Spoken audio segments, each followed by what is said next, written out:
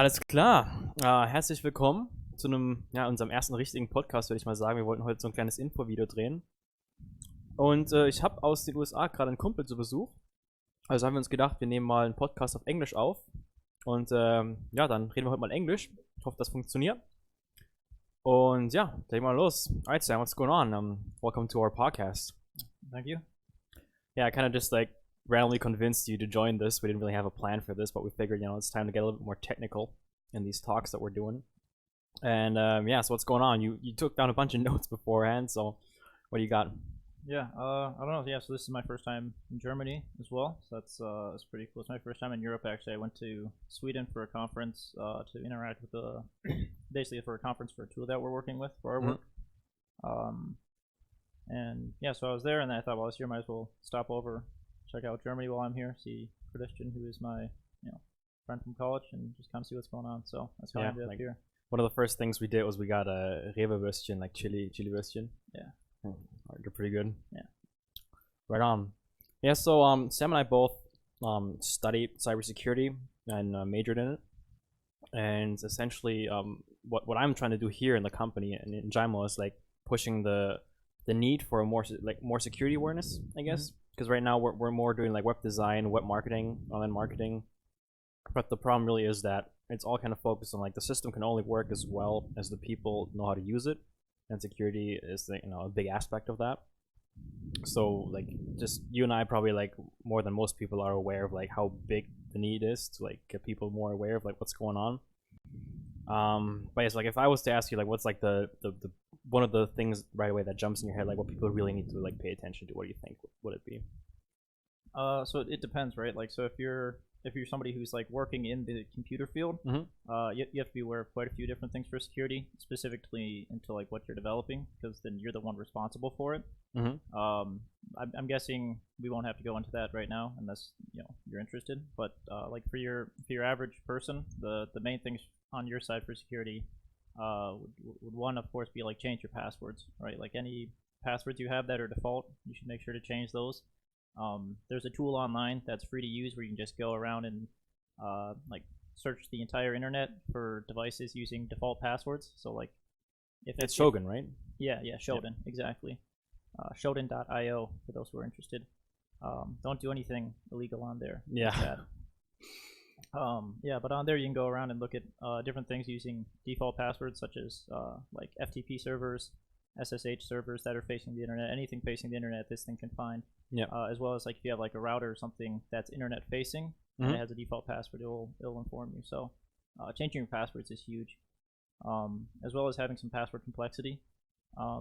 Because I don't know if you see in the news at all, but different sites or different companies will be compromised from time to time, and there's nothing you can really do about that, right? I mean, you can be upset and write them emails or angry letters. But from your perspective, right, having a complex password will help. So if you just make it more complex, maybe 12 characters or more, use upper lowercase, letters, numbers, special characters, that will definitely help. So it makes it way more complex, and it can make the time exponential to be takes more time than the entire universe has existed. To break it. Yeah, exactly. So, and the thing is, passwords, essentially the way it works is it's something that only you are supposed to know. So it's if I have a key and I want to unlock a lock, right? The thing to unlock it is in my pocket. So with a computer, it's it's in my head, physically stored in my head as the password, right? The problem is if they can intercept me typing in the password, and then they can break it, and then try out the brute force attack, which is kind of you go to a bicycle and it's got a lock chain, but it's a number password, 4 numbers. You can physically try all the numbers, and I don't know if you have 4 numbers in your log, it takes 10 minutes to break it, something like that. Maybe a little bit longer than 10 minutes, right? Maybe. Yeah, right. Who knows? Who breaks?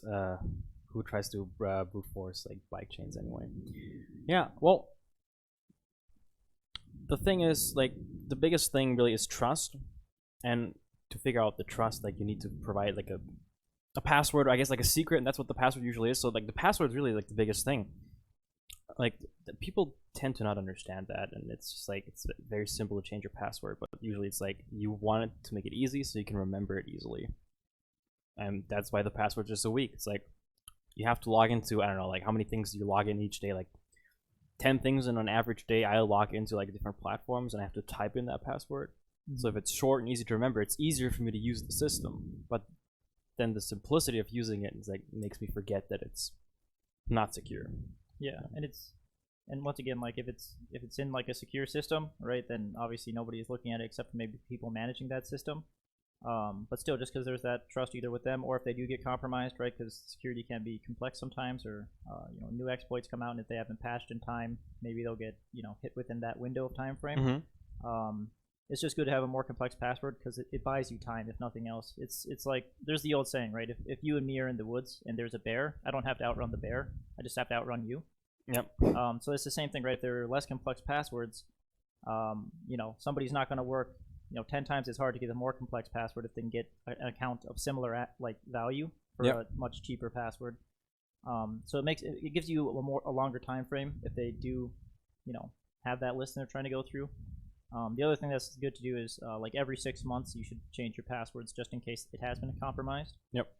So it's just like a good practice to do.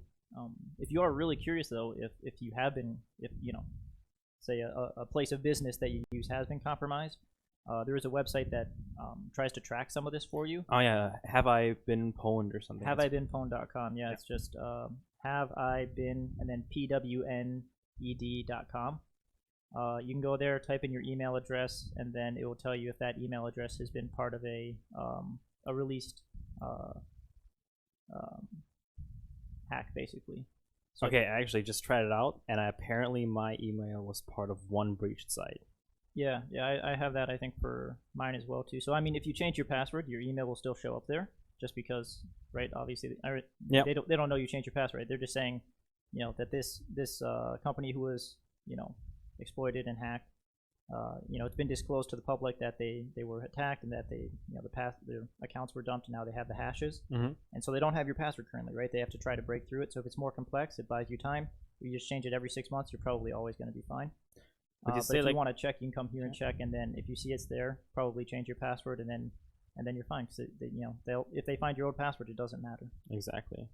Yeah, it's kind of like they found the right lock for your account. Now they're just trying out all different types of keys to see if it works. Kind of like another analogy for the brute force. Yeah, well, I just tried it out, and I guess I have to change my password. Yeah, same here. This also happened to me a while ago because I was at a party and some guy actually heard that I was doing security stuff with computers, and he told me that he actually got like an email where some guy was like, "Hey, I did breach your computer, and I took over all of your accounts, and to prove it, here is your email password." And it was his password. It's like, how the fuck did this guy get the password, right? Yeah. But it was a very lowercase short password. I'm not gonna say what the password was right now, but it was just like a single word with I think 5 or 6 letters.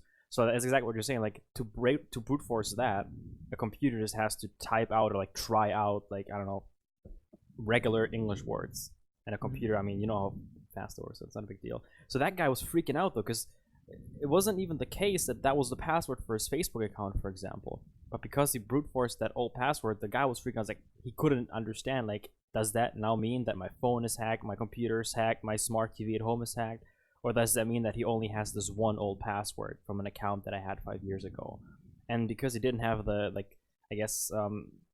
the understanding of like how it all links together, he really thought his complete life is over now. Like this guy was watching him on the webcam for years now, and he has like footage of him doing like weird shit online. And I don't know, the guy was freaking out pretty hard, and so he was glad that I was able to tell him, "Hey, just change your password, and you'll be fine." And it turned out like he had still access to all of his accounts. He changed the passwords, and it was no big deal. Yeah, so if something like that happens as well, yeah, definitely if you can just change the password right away, then now they don't have the password for your account because it's different. So that's great.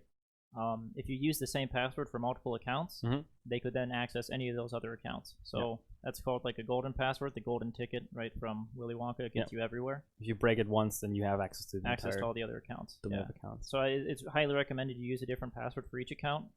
That can sometimes be very hard to remember for people, or you'll write it down.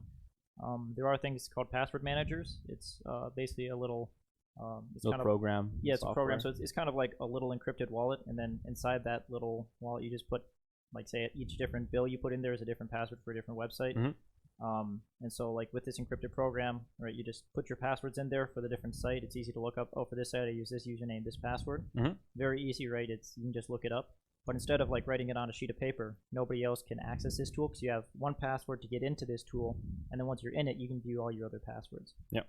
And so then you have a different password for each website outside. You have your one password for getting inside your tool, which is just physically located on your phone or physically on your computer. And so even if they were to physically get your phone or physically get your computer, they would need the password to get into this program. Yep. A couple different programs like that in case anyone's interested. I know like 1Password is one of them. LastPass is another one. KeyPass. KeyPass. That's what I'm using for a client. Yeah, we're using KeyPass for that. I guess he just told me over the walkie-talkie here that we already talked for over 10 minutes. So I guess we got to stop. But yeah, so I guess we'll talk about passwords. Changing passwords is important. There's actually new technology that they try to completely get rid of the passwords, but I guess that's, what we came up here to kind of figure out. That's one of the biggest issues. It's just the key factor of security online. But yeah, thanks, Sam, for hanging out. So I guess I just kind of roped you into this podcast, so we talked about passwords. All right. Yeah, sure thing. It was cool. Thanks for having me. Yeah, cool. All right, bye.